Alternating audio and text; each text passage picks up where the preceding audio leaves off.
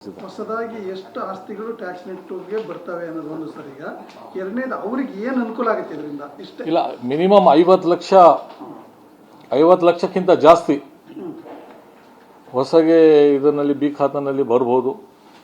ಅದರಿಂದ ಎಷ್ಟು ಇದು ತೆರಿಗೆ ನಿರೀಕ್ಷೆ ಇದೆ? ಅದರ ಇಲ್ಲ, ಅದು ಆ ಏರಿಯಾ ವೈಸ್ ಅದು ಸೈಟ್ ಮೇಲೆ ಮತ್ತು ಮನೆ ಮೇಲೆ ಸೈಜ್ ಮೇಲೆ ಹೋಗ್ತದೆ ಅದು ಟೋಟಲಿ.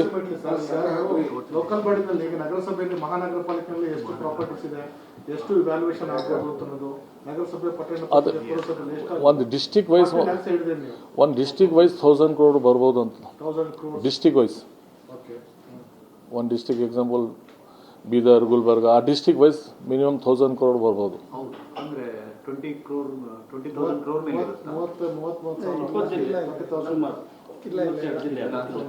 ಬೆಂಗಳೂರು ಬಿಟ್ಟು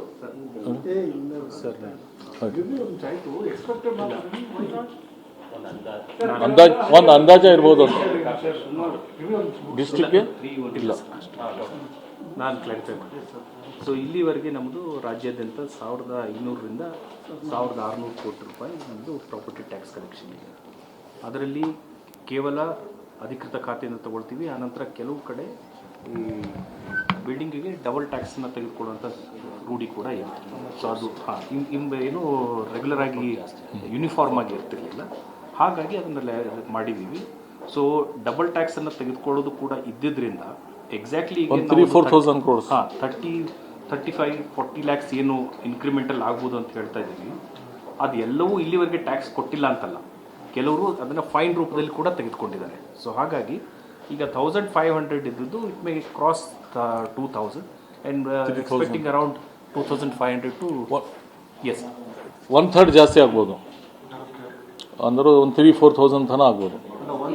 ಒನ್ ಟೈಮ್ ಸೆಟಲ್ಮೆಂಟ್ಗೆ ಹೇಳ್ತಿರೋದು ಎಲ್ಲಿ 3,000-4,000 ಟೋಟಲ್ ಇಸ್ಟೇಟ್ಗೆ ಟೋಟಲ್ ಸ್ಟೇಟ್ ಅಲ್ಲ. ನೀವು ಆಸ್ ಪರ್ ದ ನೀವು 100,000 ಕೊಡ್ಸಿದ 1 crore ಅಂತಂದ್ರೆ ಅದು ಸಾರಿ 1,000 crore ಅಂತಂದ್ರೆ ಅಪ್ರಾಕ್ಸಿಮೇಟ್ಲಿ ಇಲ್ಲ 1,500 ಸಮಥಿಂಗ್ ನಮಗೆ ವರ್ಷಕ್ಕೆ ಹಳೆಯದು ಕಲೆಕ್ಷನ್ ಇತ್ತು. ಎನಿವೆ ಈಗ ಅದು ಮೋರ್ ಆಗ್ತದೆ. ಇಲ್ಲಿ ಈಗ ಇದು ನೀವು ಹೇಳ್ತಿರೋದು ಇನ್ಕ್ಲೂಡಿಂಗ್ ಕಾರ್ಪೊರೇಷನ್, ಸಿಟಿ ಕಾರ್ಪೊರೇಷನ್ ಅಲ್ಲ, ಅಲ್ಲಿ ವೇರಿಯಬಲ್ ಇರ್ತದೆ. ಅಲ್ಲಿಗೆ ಟ್ಯಾರಿಫ್ ನೀವು local body tariff this are lot of difference ಬರ್ತದೆ. ಡಿಫರೆನ್ಸ್ ಇದೆ ಡಿಫ್ರೆಂಟ್ ಇದೆ. ಯಾವ ಥರ ಕ್ಯಾಲ್ಕುಲೇಟ್ ಮಾಡ್ತೀರಾ? ಇಲ್ಲ, ಈಗ ತಮಗೆ ಗೊತ್ತಿರೋ ಹಾಗೆ ಈ ULBಗಳಲ್ಲಿ ನಾವು ಟ್ಯಾಕ್ಸನ್ನು ನಿಗದಿಪಡಿಸತಕ್ಕಂಥ ಅಧಿಕಾರ ಅವ್ರಿಗೆ ಇದೆ. ಯಾಕಂದರೆ they are all self government ಆಗಿರೋದ್ರಿಂದ ಟ್ಯಾಕ್ಸನ್ನು ನಾವು ಒಂದು ಬೇಸ್ ಕೊಟ್ಟಿರ್ತೀವಿ.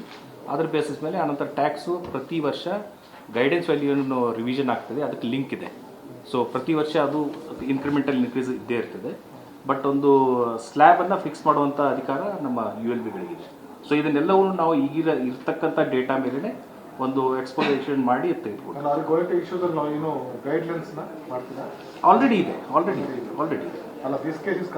ಈ ಕ್ಲಾರಿಫಿಕೇಶನ್ಸ್ ಏನೇನು ಬೇಕಿದೆ ಅದನ್ನ ಇವತ್ತು ಮತ್ತು ನಿನ್ನೆ ಕೆಲವುಗಳನ್ನ ಕೊಟ್ಟಿದ್ದೀವಿ. ಆನಂತರ ಫೀಲ್ಡಿಂದ ಬರ್ತಕ್ಕಂಥ ಏನು ಡೌಟ್ಸ್ಗಳೇನಿದೆ ಅದನ್ನ ಕ್ಲಾರಿಫೈ ಮಾಡೋದಕ್ಕೆ ಇವನ್ ಹೆಲ್ಪ್ ಲೈನ್ ಕೂಡ ಇಟ್ಕೊಂಡಿದ್ವಿ. ಆನಂತರ ಲಿಖಿತವಾಗಿ ಏನು ಕ್ಲಾರಿಫಿಕೇಶನ್ಸ್ ಬೇಕು ಅದನ್ನ ಡೈರೆಕ್ಟರೇಟಿಂದ ಗೌರ್ಮೆಂಟಿಂದ ಕೊಡುವಂಥ ಕೆಲಸ ಕೂಡ ಮಾಡಿದ್ವಿ.